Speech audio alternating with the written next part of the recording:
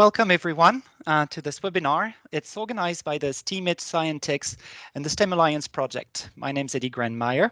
I'm a project coordination and pedagogical officer for the European SchoolNet, and it is my pleasure to be your host this evening.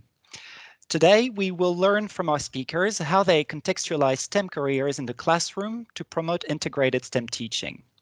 So first, I'd like you to know that this webinar is being recorded and the video will be available on the European SchoolNet YouTube channel, as well on the IT Scientix and STEM Alliance platform, and on the live event of the MOOC Integrated STEM Teaching as well. So before I introduce our speakers, I'd just like to go through a few housekeeping rules. My colleagues Eleni, Rocio, and Maria are here to help you with any technical issues you may have during the event. So if you face any problem, please reach out to them on the chat and they'll be able to help. In the chat, you will also find a link to the signature list for this event. So we would like to ask for you to take a second during the presentation and fill in this form. It is mandatory to fill it in if you wish to receive a certificate of attendance for the webinar. And if you have any questions for our presenters, please post your questions on the chat and we will address them during or in between the presentation and at the end of the webinar. To streamline the event, we are not taking any questions in person, so please make sure to post them in writing. Now, let me introduce our first speaker for the evening. Claire Flamand works for the Ministry of Education of Luxembourg. She is an art and drama teacher, and she's passionate about interconnecting creativity, new technologies, innovation, and pedagogy. Today, she'll introduce a newly created school subject called Digital Sciences and its interdisciplinary STEAM approach. Claire, thank you for joining us, and the floor is yours. Hello, Eddie. Hello, everybody. Thank you first so much for this invitation and the possibility to speak about our new school subject. So before I'll get into the detail of the subject, digital sciences, I would like to to show a little bit the Luxembourgish context. I'm just waiting till the presentation is visible.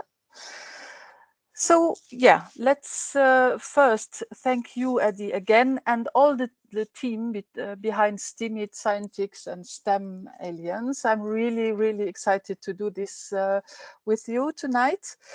And yes, as I told now a little bit about political and educational context here in Luxembourg.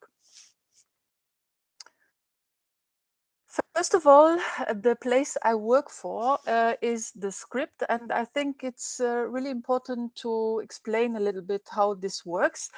The script is the coordination service of pedagogical and technological research and innovation, and has about 6 different divisions. And one of the divisions I work for is the innovation division. So it's very interesting and adventurous to work there. And it is in this setting that the idea of 21st century skills came up, and the necessity to update a little bit our education system. That came the idea up for digital sciences. It began 3 or 4 years ago when the Minister of Education, Claude Maisch, set a priority for Luxembourg education, and it is the 21st century skills. And you know certainly the different framework there that are existing, like the 4 Cs or 6 Cs, and Luxembourg has 5 Cs, so creativity, collaboration, critical thinking, and the 5th C is coding. Before we get to the subject, we were working on the Luxembourgish Pedagogical Guide to Media Literacy for Schools, and we based this work on the DigCom of the European Commission. So you see the different areas or competencies areas for of the DigComp, and we adapted it, and we launched just before the lockdown. We launched the Median Compass. You see here, that was the 10th of March 2020. And if you want to have a closer look, you can go visit the website edumedia.lu, and you can find it in French and in German. Based on this work, we have in primary school these 5 areas that are worked on are the teachers with the pupils, and this year was the kick-off of integrating coding into the 2 last school years. And as we are really aware that it is important to not to focus on this coding, that is actually the point 3.4 of our competencies frame, and to extend it to all the other competencies areas. The working group is now on reflecting how all these different areas can be implemented in the subjects from the first year on. So that's the actual work of this group. And yes, to be consequent and logic, it was evident that this work on competencies has to be followed up in secondary school.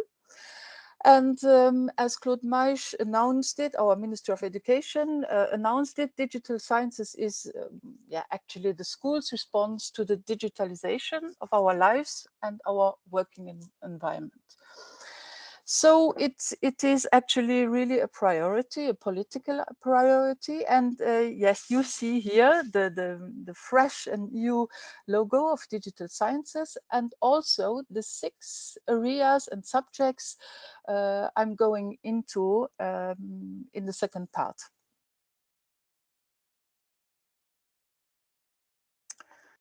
Now let's go for digital sciences.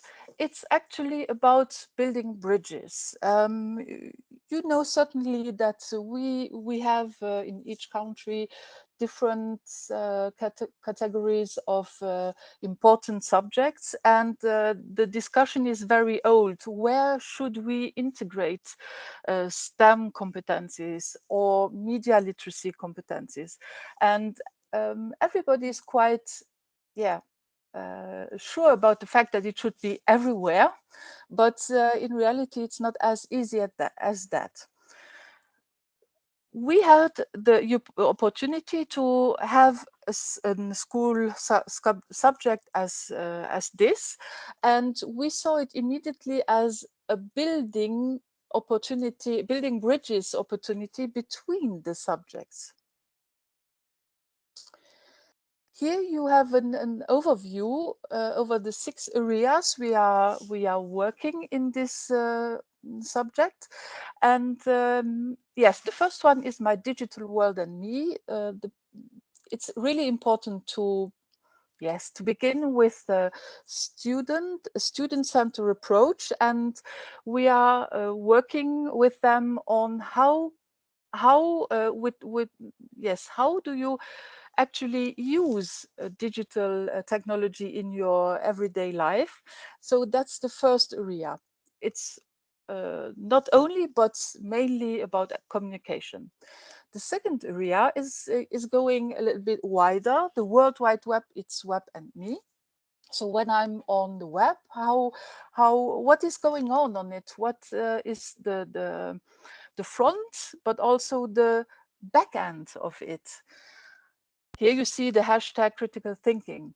The third area is more likely on the language of machines. Do you speak IT, my language and their language? There are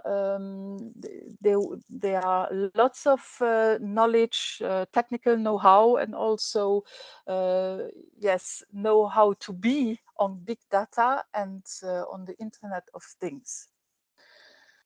The fourth is also very exciting. It's all about the game, analog or digital, alone or together, a whole program, not only in the sense of entertaining program, but also on the sense of, yes, programmation language.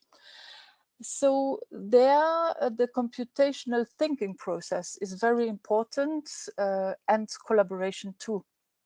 The fifth area is the robots, partner for better or worse. And it's very funny in this area because we are going to work with the students with their imagination about robots, because we have all of us, I think, the image of a robot very likely, how do you say, yes, like Pixar or Disney present them to us. And here it is, yes, a possibility to compare what is your image of robot and what are robots in real life, and why are they there, and yes, in what case they are really really helpful, and what should we know about also perhaps the dark sides of the robots. The last area is about artificial intelligence. Is there such a thing as a machine that is smarter than me? It's also about creativity, and on this area we are starting very basically with face recognition, because if it is on Snapchat or Instagram or yeah, or other places, the students of today really use it very often with bunny ears or some more or less creative stuff, but they don't know that only for that filter function you need artificial intelligence.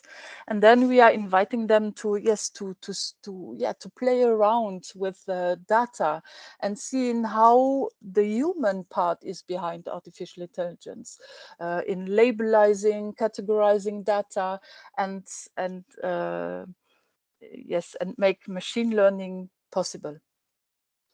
So basically, you have all these 6 areas. You are certainly aware that they are not really, they're combining each other.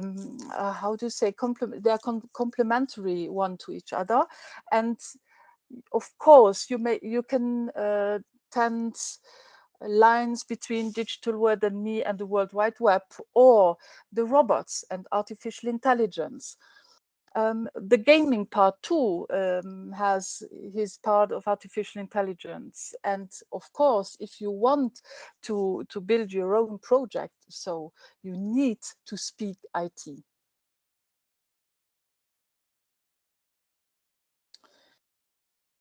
I guess the most important and challenge of this new subject are these 4 points. It is actually supposed to be balanced between 3 things: the knowledge, the technical know-how, and also I wrote it here in French, but I guess in English you can say know how to be. It's likely in that way, but the important part of the savoir-être is that you also consider the moral and ethical part of all these areas, and also of all this know-how, technical know-how. So the consequences of all this, and basically the part of myself as a student or a future citizen in this digitalized world.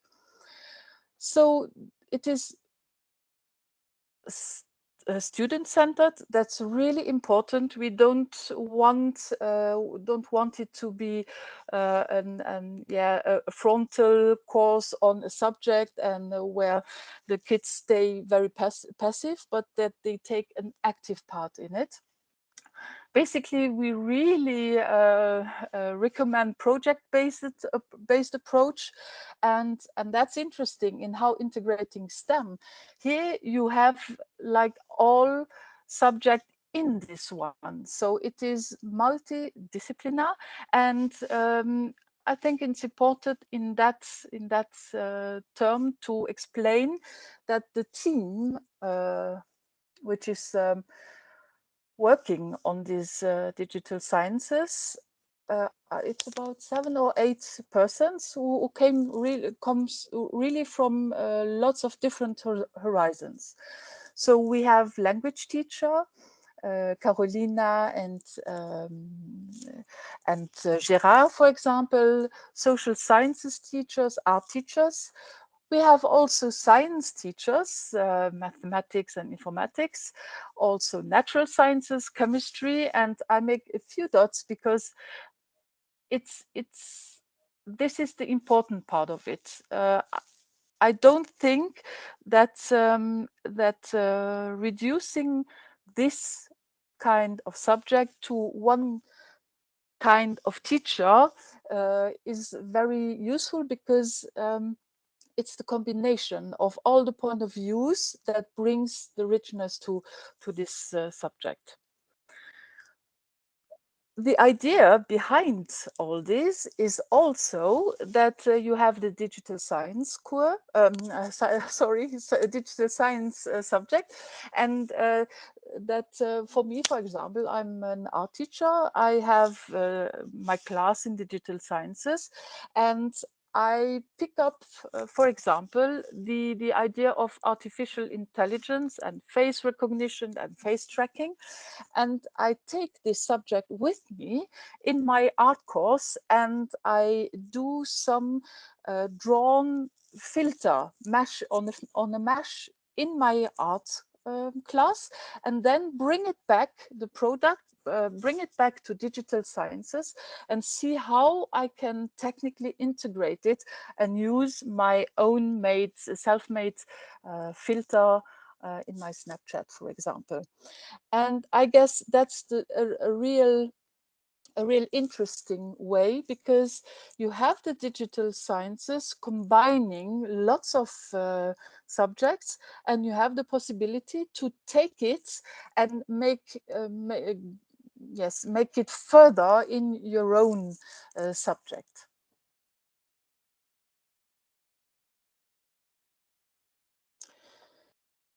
That is the presentation of the new subject. I guess, I hope you have questions about it, and yes, Adi, I think we have lots of time to take some questions. And really, again, thank you for this opportunity, and I hope the audience can get something interesting from it. Thank you very much, Claire. It's been very interesting, and I think people are being quite intrigued by your background as an arts teacher, I must say, because we have had a few questions coming that relate to creativity, arts, and even heritage conservation. So I'm going to pick up a few of those. And the first one is, how do you combine STEAM careers and the enhancement of the artistic heritage? And do you have any suggestions? I guess art has a privileged relationship with techniques and new technologies. I just take one example. The rise of Impressionism was actually only possible because there was color in a tube. And before that, the artists had to be in their atelier and mix all the colors. And so they were in nature, but only just took lots of drawings and took it back in the atelier and then made it afterwards. And the fact that color is in the tube, they could take the tube out and then began to draw in real life, and notice, oh, the light is changing, I have to do it faster. So that's the first important thing. I think this bridge between the two, they are really connecting. About arts heritage, sorry. There are lots, I guess there are lots of different possibilities, and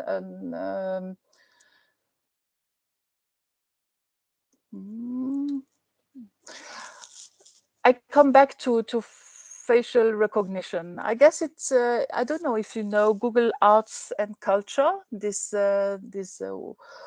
Yes, this web app existing where you can, for example, take your picture of your face, and it through artificial intelligence it goes and search in the whole data settings they have on similar humans in the artworks and show it to you. So that's a little, yeah, it's like playful, but an example of how to make this bridge and then go further where you want to go. I hope I understood the question right. Yes, I think you did. Let me have a look for another question. Actually, another one that still relates to creativity is quite straightforward. How can I make my students more creative using STEAM? Hmm.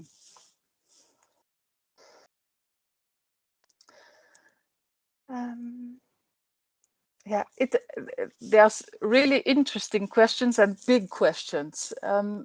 Creativity, STEAM, how can I do that? So first of all, I guess it's important to train the mindset of creativity. That means that experimenting is a very important part of the process. So like you make experiments with in chemistry or in physics or yes, or in language, for example, you know, perhaps the cadavre exquis, where I take I begin a phrase and then I cover my words and I give it to the next one, and he writes again more words and so on, and so afterwards you have a very creative phrasing, and you can upon that explore further in history. That's with words, but I think it's more about the mindsets. And actually, if you take words color processing in on informatics, for example, or scratch with the block, it's about really testing, and then let's things come up and see that it's the experimenting is a first part, and then afterwards if you pick up interesting interesting results, sorry, and then make the students reflect on, okay, that is really cool, how could I reproduce that, or what are the different elements I need to reproduce this kind of results, for example. So for me, it's basically first in the students, in experimenting, in yes, let down all the boundaries and try, and then reflect and retry and reflect, and also the collaborative part, collaboration part is very interesting, because I have my experiment, and then Eddie, you come and you see my experiment and you say, oh, I would do that and add this, and so it can also grow in, yes, within a group, for example. Thank you very much. I think we've got time for one more question. Now, I think this one fits right in your alley. You are here, you have just presented to us a new topic, a new subject in school. We have a question here that's asking if all the STEM experiments that you're producing, should they all fit into the curriculum? I guess the question is, how much of a disruptor are you? And how much do you encourage people to be disruptors? Hmm. We are trying with this subject to be disruptive, and but in a very legal. Yes, we have the legal frame, but actually we are now training the teachers, and we see that it is really not easy for the teachers, because they are used to think in one direction and within boundaries, very specific boundaries. That's the first step to say, okay, you are not. Even if you don't how do you call that? Sorry, Eddie, maîtriser, even if you don't control every part of the elements you will try out, or yes, the results, you don't know what are now the results. I think there it's time for the teachers, and that's not easy, to let go and to leave control, and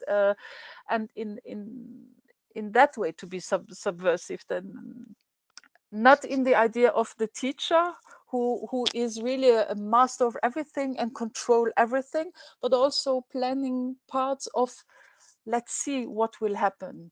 And that was to my for the training, it was really impressive how teachers are afraid of it, afraid of the situation that they are experimenting or do something for the first time in this case, and not knowing all answers.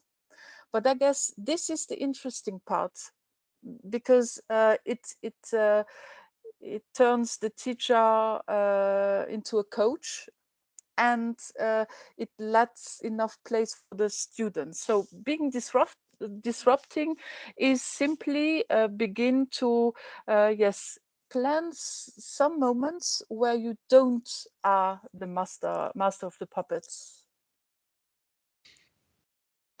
Thank you very much for that and for these encouraging words and inspirational words to just push the boundaries a little bit more and try new things. So thank you again for your presentation. I will now introduce our second speaker. Martha Hobbins was a chemistry teacher for years before she engaged in an advisory role for educators and industry professionals on how to transform complex global goals and industry challenges into solvable cases for students. Today, she will present to us her case-based approach and how it can help you bring the real world into your classroom. Martha, thank you very much for being with us. The floor is yours.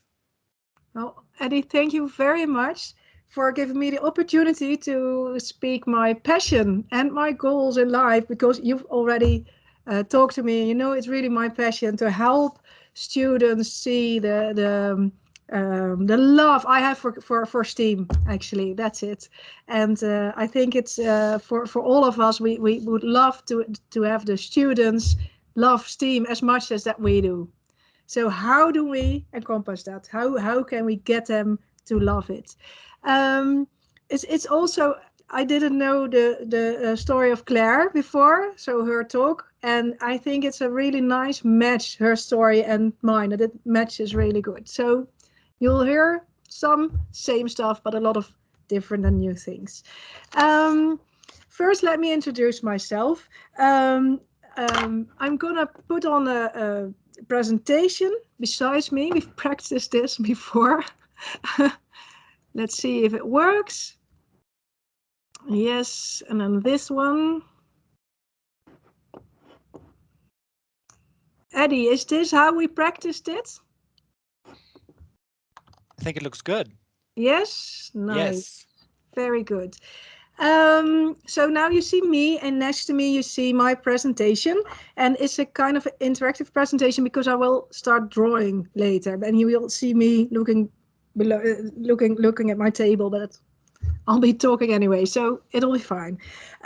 First, let me introduce myself. I'm just a chemistry teacher. I've studied chemistry in Utrecht in the Netherlands, and for 8 years I've been just teaching children, and with a goal, as goal that all the students should study chemistry, because that's the best subject there is for me. But I didn't know a lot of things about the real world, and the children were asking things. Why should I know this? Why do I need to know this? And I didn't know the answer. So what I did after teaching, I went to companies, and I went there to work there. And what I discovered there is the start for my company that I have now, and it's called Company in the Classroom in English. So I'm bringing the company back to the classroom, and I started my own company. And my own company is called, in English, Company in the Classroom. And this is a bit of the logo in the classroom. And in Dutch, it's called Bedrijf in de Klas. But I will not bother you with that. So it's just, let's call it Company in the Classroom. So this is what I do now. And for more than 10 years, for over a decade, I have been teaching and helping and training teachers to bring companies in their classroom and questions from the companies, from the industries, in a way that students understand and comprehend and enthusiasms them. And also I've been teaching, training companies, people from companies, how to tell their stories in such a way that the students are able to comprehend what they're telling and the message they want to deliver to the students, because it can be hard to understand what a company actually does. So this is my company, and from this part I will tell you what my thoughts are in how to enthusiasm students to all love STEAM. Well, this is a bit negative. STEAM is not for me, but there are still children who think STEAM is not for them. But actually, STEAM is for everybody. Everybody in the world will meet STEAM, will meet technology, will meet digital stuff, will meet computers in their lives. Even if you're a farmer or if you're a nurse, you will need STEM love to be able to live in this world and not have trouble with living, actually. So everybody should love it, and then the part who loves it the most, they can choose to study STEM, because that's a different thing. Do you want a career in STEM, or do you just are you able to deal with it, actually? So STEAM is not for me. That's not an option, but there are reasons why children think this, although it's not possible, of course, but they think it is. And I think that what makes children think that STEAM is not for them is what we do in classrooms. What we do is we put the teacher in front of the class, and it's a bit black and white, but still in most of the ways it's like this. And they tell them, this is what you need to know. And they tell them, this is the answer. So they ask for the right answer. So that's one part. Teachers usually ask for the right answer. The other thing that doesn't help to make students love STEAM is that a lot of subjects, a lot of questions in the subjects are about high over level science things. So rocket science. So we make rocket science from STEAM. And one of the letters in STEAM actually is science, of course, but there are a lot of other letters. So how do you get the other letters in your classroom? So science is taught a lot. We have to do research. The children have to think like a researcher. They have to look at the world like a researcher. They have to do proper research. And it was, for me as a chemistry teacher, it was a really important goal that children should learn research, thinking like researchers. But as some students, they are not going to be researchers. A lot of students are not going to be researchers. So why should they have to learn how to think like a proper researcher at a university level? They don't, actually. But we'll look at this how you can do that in the classroom. So this is the thing. At school, we teach children knowledge. And we teach them skills. We teach them how to calculate their numbers, how to read, how to write, how to make a chemistry chemistry sum. I don't know what it's called in English, but we teach them how to do things, how to solve things, and we teach them how to give the right answer. And they need this knowledge, and they need these skills to be able to live and to be able to have a career in STEM or in STEAM or in any other career path. They need the things we learn them, the knowledge and the skills we learn them. But then we have the global goals, and we show them, well, there's a food shortage, there is plastic soup and there are a lot of problems in the world, and there are a lot of large questions we have to solve. So that is why you need to learn what we learn you. That is why we give you the stuff you learn at school.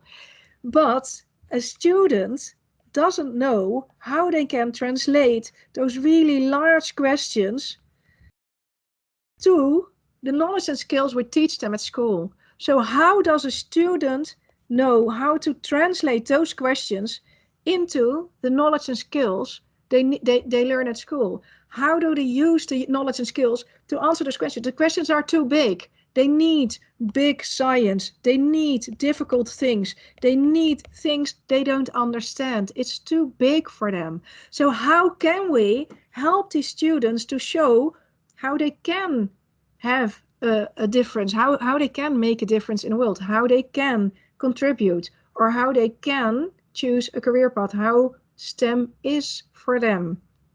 So this is a big problem. We teach them too big, the things are too big, and they don't know what they can do with these things. So what can they do? Make it smaller. That's the answer. If we can make things smaller for them, they can grab it. They can understand it. They can do it. And let them do things. Students love to do things. So that's also what we're going to look at. So if we have the world with a big, large questions and a lot of global goals and environmental issues and everything, and we need a lot of skills and knowledge to solve that, and a student thinks, oh, well, that's not for me because it's too big and I'm not smart enough and I won't be able to do that. We can make it smaller. And you see, I've left a bit of space between the world problems and our school who teaches knowledge and skills. And the part which is between are the companies. So here are companies. And companies, they work on parts of the problems of the world. So they just pick one point and well, I have a company near me. They make a new kind of booklets in which you can write, but it's durable. So you can wipe it out and use it again. And it's not, we don't use paper anymore. We use a stone paper, it's actually called. So this is a company, and it gets just one question from all the global terrible things that are happening, and they say, well, that's what we solve, and we also need our knowledge and skills, but it's a lot more comprehensible for children, and we do find different answers and different things, but it's a lot more, you can see it in your neighborhood, you can touch it, you can see it, you can feel it. So these answers are seeable, are in the everyday world of the children, and these skills and knowledge and skills that are needed for the questions of the company are a lot more, they wait a lot closer to the skills we learn at school and the knowledge. So you see we get a lot closer to the things we do at school. But there's still one thing missing, because where companies are solving problems, companies are solving cases, and they do this every day. How can I make paper that's wipeable? How can I make it good wipeable so it gets clean enough? How can I develop a pen from which the ink is wipeable? I mean, those are really small things. Behind me is a car from Duplo. How can I make a toy that's usable in different ways, and it has to be sturdy, and it has to be playful, and it has to be colorful? How can I make that? Those are smaller questions, questions with which children can relate. So what we don't do enough in education is ask those kinds of questions, because they're still too big. Our students are not capable yet of solving company questions. So we still have to scale it down. We have to split them up into smaller questions which children can relate to and can work on. And it's a different thing from, well, there's a difference. Let's see, how can I show you? The difference is, this is a toy. How hard is the plastic? So that could be in physics class. It could be a test. No, it's a real context-rich case. How hard is the plastic? You can measure it. There's a measuring tool and you can measure it. So that's a normal question that could be in our school books already. But the real question is, how can I make which material is durable enough? And then children have to think about, hey, what is durable? What is material? Which materials can I use? So they have to ask questions themselves to solve the case. So if you put a case in the center and you make a case-centered approach, children can use their knowledge and skills they learn at schools to find probable answers. And it makes a really big difference if you use real cases instead of questions you want them to answer to tackle skills, to teach skills, to train skills. So that's a big difference. But I'm going to show you how it works. We're going to choose a really big world question, and I'm going to put it in a sort of funnel. So we're going to funnel it down into a question children can work at school. So a really big question is, how can we get energy and not pollute the whole world? Something like that. So something about durable energy. This energy problem. Clean energy. How can we get clean energy?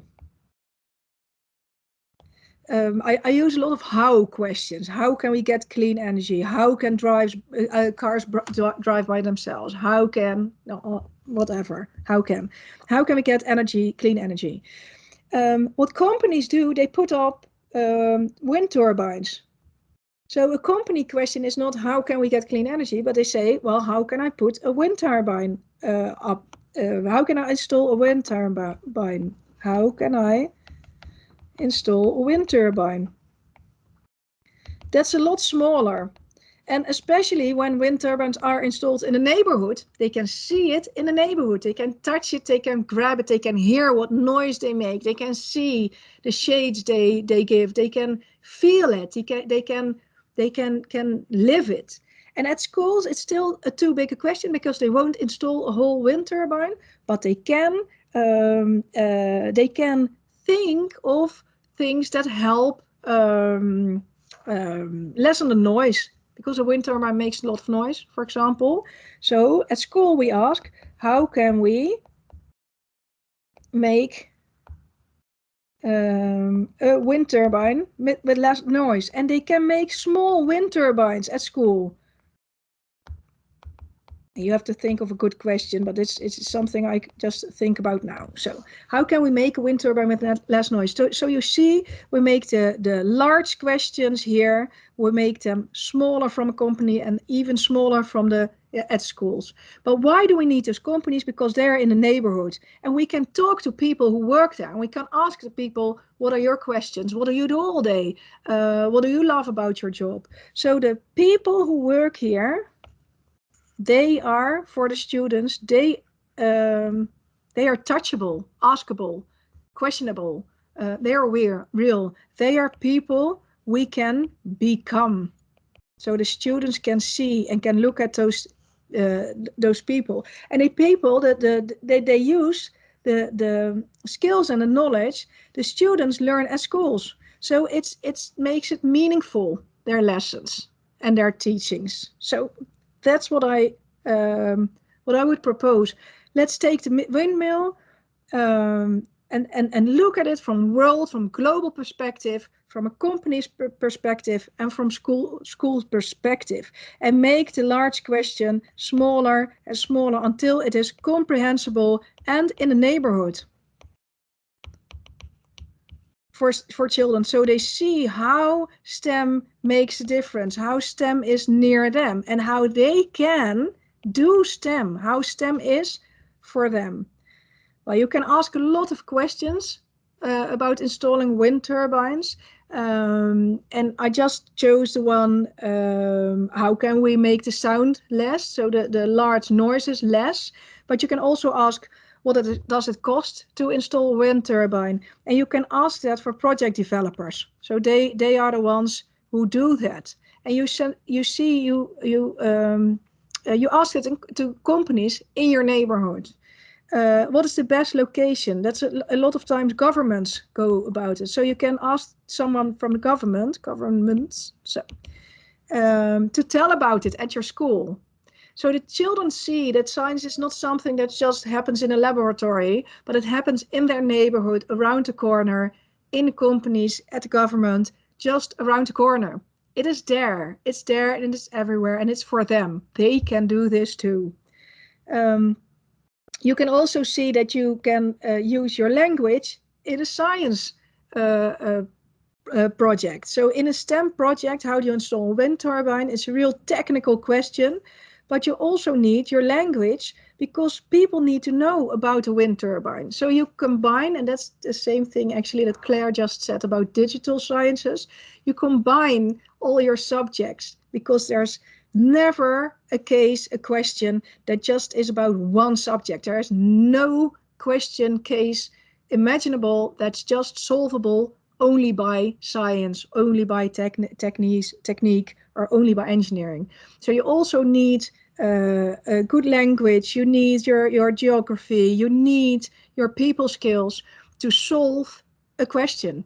And that also makes it that more children see, hey, I'm not that interested in the technical stuff and engineering stuff, but I do love it when there's a people thing about it. So I do like to think about engineering when people are involved. And that makes a really big difference for some students to go and love science, STEAM, not only science, so science and technology and engineering, and mathematics, of course, and art, but that's that's in it for me. So bring the real world into your classroom, and this is case-based approach. When you want to see more examples, I have made a lot of lesson materials, lesson projects, and I've put them in a PowerPoint, Eddie, so they can download them.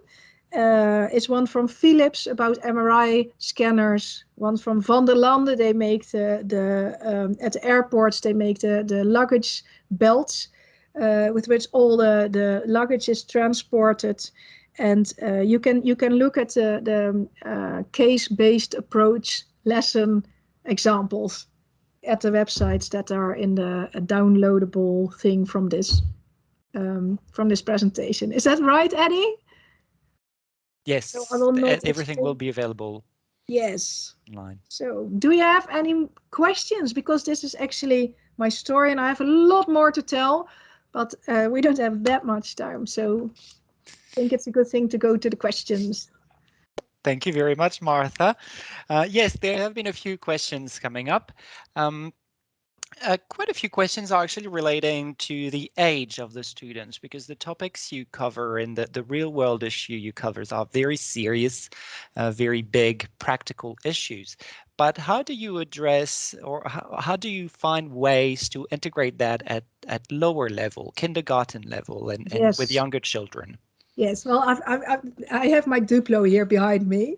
Now you can, all the questions, if you have a good case, a good problem-based case defined, then you can talk about it with students from kindergarten to the promotion trajectum at universities.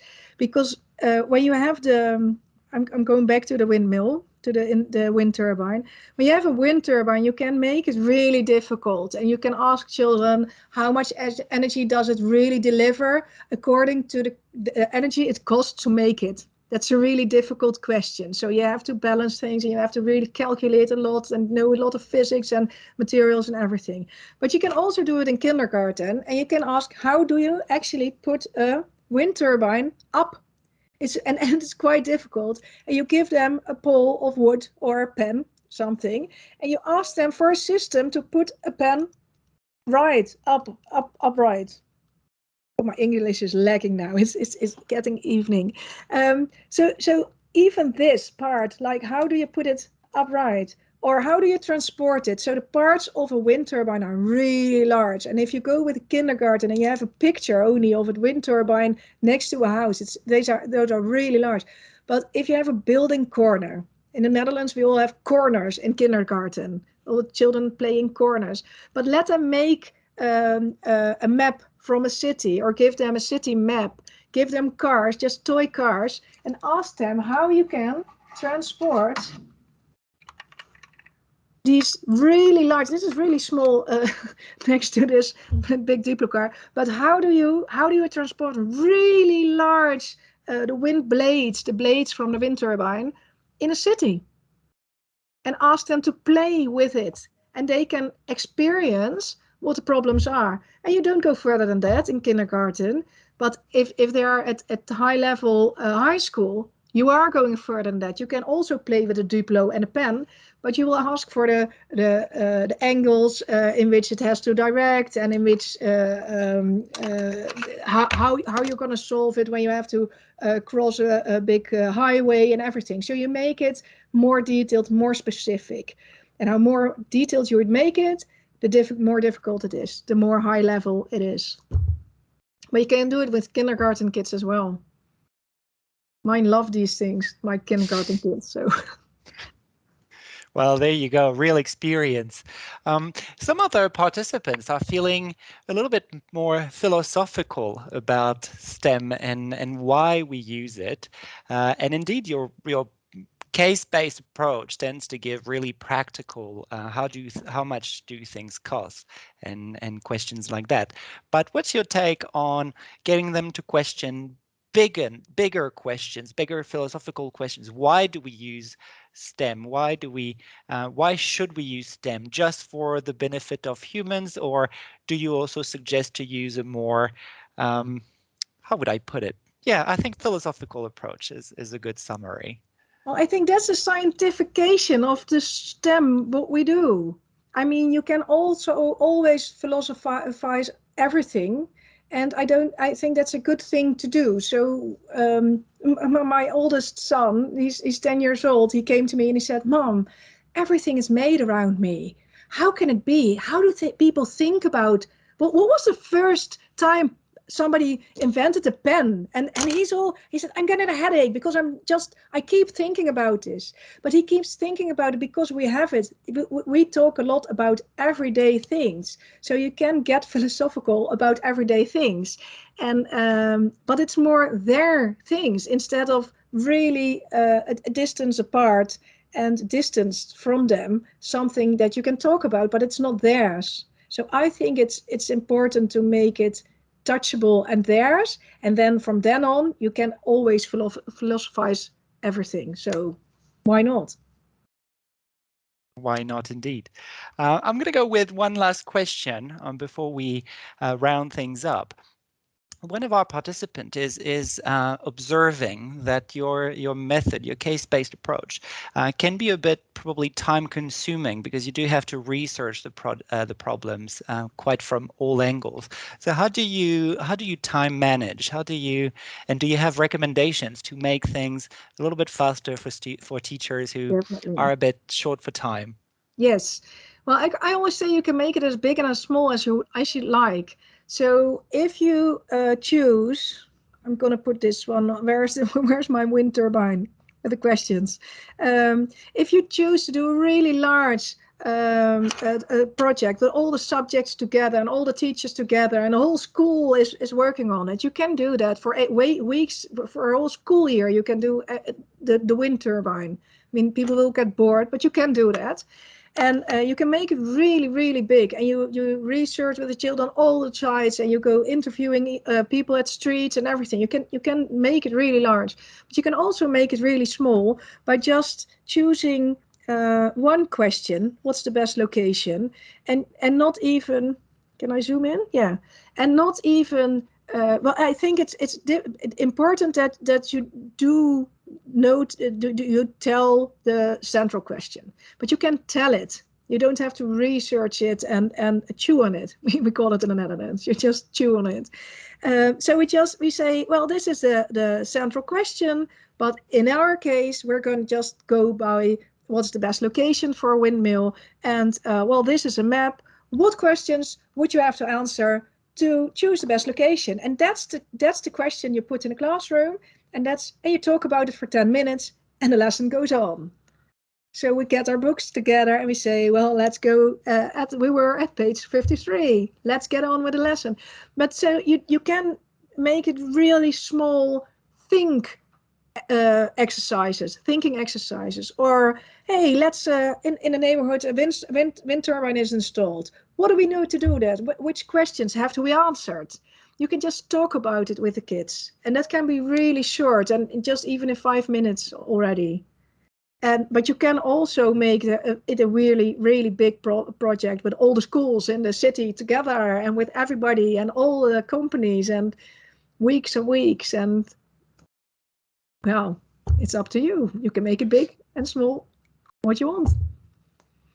There you go. I think that's a good summary. You can go small, you can go big, and you can choose which angle you want to approach the question as well. Whether you want to question the meaning of life, or whether you want to question how to build a wind turbine.